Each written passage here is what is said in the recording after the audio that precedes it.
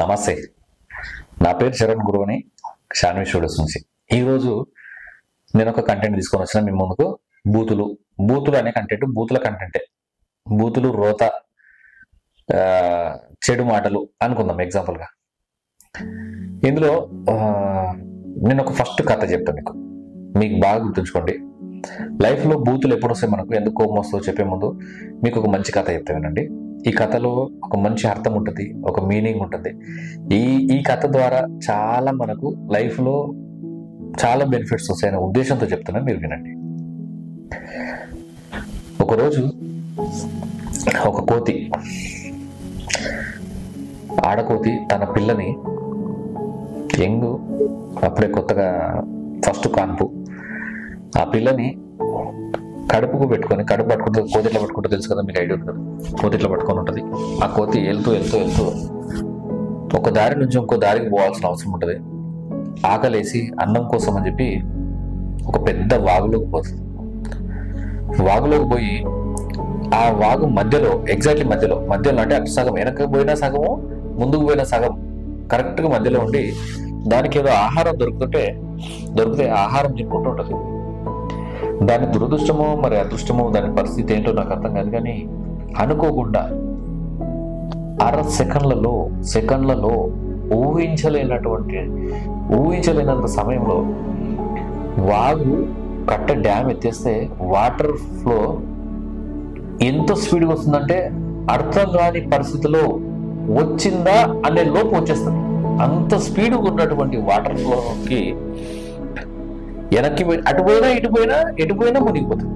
ఏం చేయాలో అర్థం కాక మెల్లిగా అటు ఇటు ఆలోచించే లోపు ఆ వాటరు పాదాలను ముంచేస్తుంది.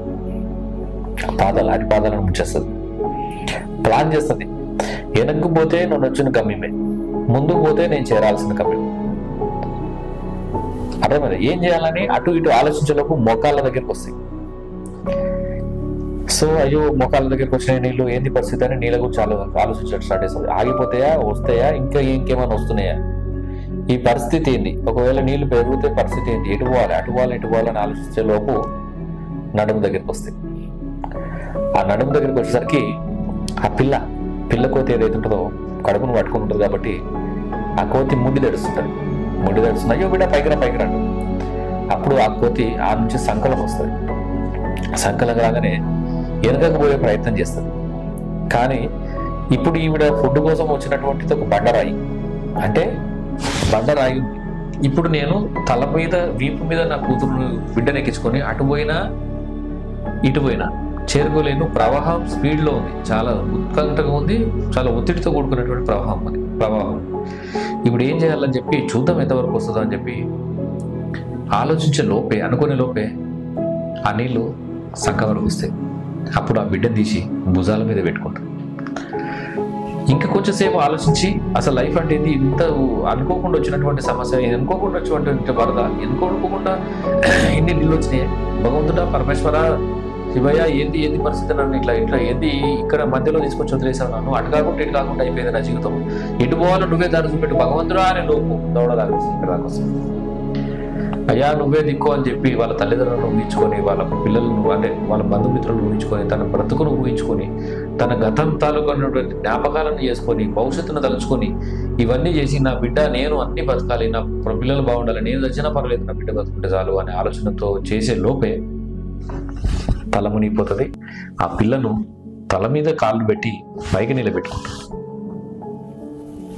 అట్లా లోపల బిగుబట్టుకొని ఊపిరి ఆపుకుంటుంది. నేను చచ్చిపోయినా సరే, ఎన్నుంచి కొట్టుకుపోయినా సరే, నా బిడ్డనన్నా రక్షించు భగవంతుడా అని లోపల అనుకునే సెకండ్లో ఒక ఆలోచన వస్తుంది. వెంటనే ఆ తలపైన నిలబెట్టుకున్నటువంటి పిల్లను తీసి కాళ్ళ కింద పెట్టుకొని కొంచెం పైకి లేస్తుంది. ఇక్కడ వరకు నీళ్ళు అవుతాయి. కాసేపు కాగానే, అట్లాగే హాఫ్ అన్ అవర్ కాగానే, ఒక అర్ధగంట అట్లా కాగానే ప్రవాహం ఆగిపోతుంది. నీళ్లు తగ్గుముఖం పడుతుంటాయి.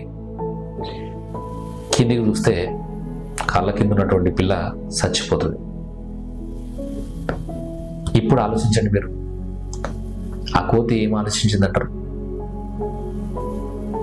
కన్న పిల్లని కాలు కింద వేసుకొని తన ప్రాణాలను కాపాడుకున్నటువంటి ఒక స్వార్థపరులైనటువంటి తల్లి మీ ఊహకి వదిలేస్తా. ఆ కోతి ఏం ఆలోచించింది ఒకసారి ఆలోచండి. రావట్లేదు కదా. ఆ కోతి ఏం ఆలోచిస్తుందంటే, నాది ఇది మొదటి కాన్పు, నేను ఇంకా బ్రతకాల్సిన బ్రతుకుంది, నాకున్నది ఇది ఒకటే జీవితం. సమస్య వచ్చింది, ఈ సమస్యలో కొట్టుకొని నేను పోతే ఎవరి దిక్కు? చచ్చేదేదో ఇద్దరం చస్తాం. ఇప్పుడు నేను బ్రతికి నేను చచ్చి నా బిడ్డను బ్రతికించాను అనుకో, ఇక్కడ ఉన్నటువంటి సొసైటీ సమస్యలు అన్నిటితో నా బిడ్డ ఈరోజు కాకపోయినా రేపైనా ఎల్లుడైనా ఆకలితో అలసిపోయే ఆకలితో, నేను లేరన్న బెంగతోటో ఏదో రకంగా నా బిడ్డ చచ్చిపోతుంది. కానీ నేను బ్రతుకుంటే ఇలాంటి బిడ్డ ఇంకోదాన్ని కనగలను. నాకున్నటువంటి జీవితాన్ని సక్రమంగా చూసుకోవాలి. కాబట్టి ఈ క్షణము నేను బ్రతుకుతే చాలు అనుకునేటటువంటి ఓ స్వార్థపరులైనటువంటి తల్లి తగ్గుముఖం పట్టగానే కాళ్ళు తీసేయగానే ఆ చిన్న ప్రవాహానికి కాళ్ళ కింద ఉన్నటువంటి బిడ్డ కూడా ఆ ప్రవాహంలో కొట్టుకుపోతుంది. మెల్లిగా స్విమ్ చేసుకుంటూ పోతి బయటకు వచ్చి మళ్ళీ గమ్యస్థానం నుంచి మళ్ళీ మొదటి నుంచి స్టార్ట్ చేస్తుంది తన జీవితాన్ని. ఇప్పుడు ఎప్పుడు ఈ కథ వల్ల మీకు ఏం తెలిసింది కదా? స్వార్థపరాలు కోతి అయ్యో అని బాధ ఇస్తుంది కదా. మీరు బాగా ఆలోచించండి. మనని కూడా చాలా మంది తీసుకెళ్ళి నడి సముద్రంలో వదిలేస్తారు. అలాంటి కాలువలోనే మనని వదిలేస్తారు. వాళ్ళు సృష్టించినటువంటి సమస్యను కింద తడుము మీద ఎత్తుకొని సంకలు ఎత్తుకొని వాళ్ళను, మనకు సమస్య సృష్టించినటువంటి వ్యక్తులను సమస్యను మన సంకలకి ఎక్కిస్తారు. మన కింద నుంచి మంట పెడితే మెల్ల మెల్ల మెల్ల మెల్ల మెల్ల మెల్ల ఆ సమస్య ఎంతవరకు వెళ్తుందంటే మనం చచ్చిపోయేదాకా వెళ్తుంది. అప్పుడు బాగా ఆలోచించాల్సింది ఏంటంటే, సమస్యను బ్రతికించడం కాదు, సమస్యను తీసి కాళ్ళ కింద పెట్టి మనం బ్రతకాలి. సమస్య నెత్తి మీద పెట్టుకుంటే ఏ పని చేయలేము. సమస్య తలపైన ఉంది కాబట్టి బరువుకు ఏ పని ఏ ఆలోచన రాదు. అందుకే నేను అనుకున్నటువంటిది, నాకు తెలిసినటువంటిది, నేను ఉదాహరణ చెప్పినటువంటి దాంట్లో ఆ సమస్య తీసి కాళ్ళ కిందేసి తొక్కి పైనగా నిలబడాలి. ఇంకా జీవితం ఒకటే, మనకున్నటువంటి జీవితము బ్రతుకు ఒకటే. అందుకే నేను ఒక్కటే చెప్తా, సమస్య ఎవరికి వస్తుంది తెలుసా? ప్రతి మనిషికి సమస్య. ఈ భూమి మీద పుట్టినటువంటి ప్రతి మనిషికి ఆశలు, కోరికలు, ఈ స్వార్థాలు ఉన్నటువంటి ప్రతి మనిషికి సమస్యలు వస్తాయి. బాగా ఆలోచించండి. జంతు పక్షి జాతులలో సమస్యలు ఎక్కడెక్కడ వస్తాయి చెప్పండి? ఏడొస్తాయి, ఏ ప్లేస్లో వస్తాయి చెప్పండి? కొట్లాటలు, పంచాయతీలు ఏడైతే అవి ఇట్లా ఓన్లీ ఫుడ్ దగ్గర, బిడ్డ దగ్గర, అంతేనా? ఆహారం తీసుకున్న సమయంలో, అవి శృంగారంలో పాల్గొనే సమయంలో. ఇదేనా తెలుగులో మాట్లాడాలంటే? అదేనా? That's good. సడన్ గా తెలుగులో మాట్లాడుతున్నా, రైట్. ఆ టైంలో ఈ రెండే సమస్యలు కదా వాటికి. 4 కాళ్ళు ఉండని, 2 ఉండని, రెక్కలు ఉండని, ఉండకపోని ఏదైనా అవని సమస్యల్లా వాళ్ళకుండ కొట్లాటనే. ఓన్లీ ఆ పడుకున్న దగ్గర, తిన్న దగ్గరనే కొట్లాడాలి. ఉన్న దాంట్లో తింటే, ఉన్న గంట దొరికితే, లేని పంటకి సైలెంట్గా వాళ్ళు హ్యాపీ బతుకోవాలి. కుక్క బతుకుతూ అంటారు కదా ఎవడన్నా, అరే ఫాల్తూ కుక్క బతుకు అద్భుతమైన కుక్క బతుకు. కుక్క బతుకు చాలా అద్భుతమైన. మనిషి బతికే తూ తెలుసా నీకు? కుక్క కన్నా హీనమైనది మనిషి బతుకు. ఎందుకు చెప్పండి? ఎక్కడైనా స్వార్థం లేకుండా బ్రతుకుతున్నాడా? ఎక్కడైనా నిస్వార్థంగా ఉన్నాడా మనిషి? కోరికలు చెప్పుకొని బ్రతుకుతుండా? ఉన్నటువంటి కోరికలు తీర్చుకోవాల్సినటువంటి అయ్యో జీవితం తీసుకుపోయి ఒక్కనికి మంచి చేద్దాం, ఒక్కని సలహా ఇద్దాం, ఒకని బాగుపడదాం, వాడు బాగుపడేటట్టు ఏమైనా చేద్దాం అని ఏ ఆలోచన నా కొడుకుకి రాదు, ఏ కూతురికి రాదు. స్వార్థం స్వార్థం స్వార్థం. వాళ్ళు బాగుపడాలి, వాళ్ళకి రావాలి, ఇంకా రావాలి, పిల్లలు బ్రతకాలి, మనమలు బ్రతకాలి, మనమరాలు బ్రతకాలి, వాళ్ళ పిల్లలు బ్రతకాలి. అరే నువ్వు చచ్చి పీకిన తర్వాత బొందలు పోతే నీ బతికెందుకురా? లేనటువంటి స్వర్గాన్ని ఊహించుకొని, లేనటువంటి నరకాన్ని ఊహించుకొని, అక్కడెక్కడో లేదురా, ఇక్కడనే మన తల్లిదండ్రులు సుఖపెట్టడంలో ఉంటుంది స్వర్గం. అర్థమైనా? మన పిల్లలు మనం చక్కగా చూసుకోకపోతే మన పిల్లలు మనని పెట్టేదే నరకం. నరకంలోకి మన పిల్లలు మనం దోషేస్తారు చూడు. వాళ్ళు కరెక్ట్గా పెంచకపోతే, పెంపడం సరిగలేకపోతే, వాళ్ళ మూర్ఖత్వం ఎక్కువైతే వాళ్ళు మనల్ని చూపిస్తారు చూడు వృద్ధాప్యంలో. అప్పుడు నరకం స్వర్గం అనేది అన్ని మనసులో ఉంటాయి, మనతోటి ఉంటాయి, మన దగ్గరే ఉంటాయి, ఇక్కడే ఉంటుంది, ఇంకెక్కడ ఉంటాయి. బాగా ఆలోచించండి. అందుకే ఎప్పుడైనా ఏదైనా సమస్య వస్తే గట్టిగా నిలబడే ప్రయత్నం చేయండి. మనల్ని ఎవ్వడు ఎన్ను తట్టి బయటికి ముందుకు పంపించడు, ఎవ్వడు మనకు సలహాలు ఇవ్వడు, ఎవ్వడు మనకు సూచనలు ఇవ్వడు. ఒకవేళ ఇచ్చి ఉంటే వాడు దేవుడితో సమానం. ఈవెన్ మనం ఆపద కాలంలో ఉంటే వాడు మన మిత్రుడు. మనకు సలహాలు సూచనలు ఇచ్చేవాళ్ళు దైవంతో సమానం. వాళ్ళందరి సలహాలు అన్ని పట్టించుకొని ముందుకు కొనసాగిపోతూనే ఉండాలి. మనం ఏ రోజు ఏ క్షణము ఏ కారణం చేత ఎక్కడ ఆగిపోవద్దు. ఉన్నది ఒకటే జీవితం, ఒకటే జిందగీ. ఈ రోజు చస్తే రేపు పొద్దున ఎప్పుడు చస్తాడో ఎందుకు చస్తుండో ఎట్లా చస్తుండో ఏమని తెలియని పరిస్థితి. మనం ఈ రోజు చస్తే ఏం జరుగుతుందో కూడా తెలియదు. జరగడానికి మనకు ఉన్నది. ఎన్ని రోజులు మనకు అన్నం కూడా పెట్టండి, మన దగ్గర కూడా రాని, మన భుజం మీద చేతయ్యండి, మనకు సలహాలు ఇవ్వండి, సూచనలు ఇవ్వండి, మనం ఎన్ను తట్టి ప్రోత్సహించినటువంటి వ్యక్తులు మనం చచ్చిపోయిన అయ్యో అని ఏడుస్తుంటారు. ఎందుకు వచ్చిన లొల్లి చెప్పు? అంత ఫేక్, అంత ట్రాష్, అంత అబద్ధం. ఇదంతా అబద్ధమే, ఇదంతా ప్రపంచం అంతా అబద్ధమే. ఇదంతా ఫేక్. నాకు ఫేక్ భాష, ఫేక్ స్మైల్స్, ఫేక్ నడవడి, ఫేక్ మాటలు, అన్ని ఫేక్, అన్ని అన్ని అన్ని అన్ని అన్ని అబద్ధాలే. మరి నిజం ఎక్కడ ఉంది? నీలో ఉంటుంది, నీ మనసులో ఉంటుంది, నీ ఆంతర్యంలో ఉంటుంది, నీ అంతరాత్మలో ఉంటుంది నిజం. నువ్వు నిజం మాట్లాడు, నువ్వే నిజాయితీ కొను. సో ఇట్లాంటి అదే ఫ్రెండ్స్, ఈ వీడియోలో అయితే నేను ఇదే చెప్పగలను.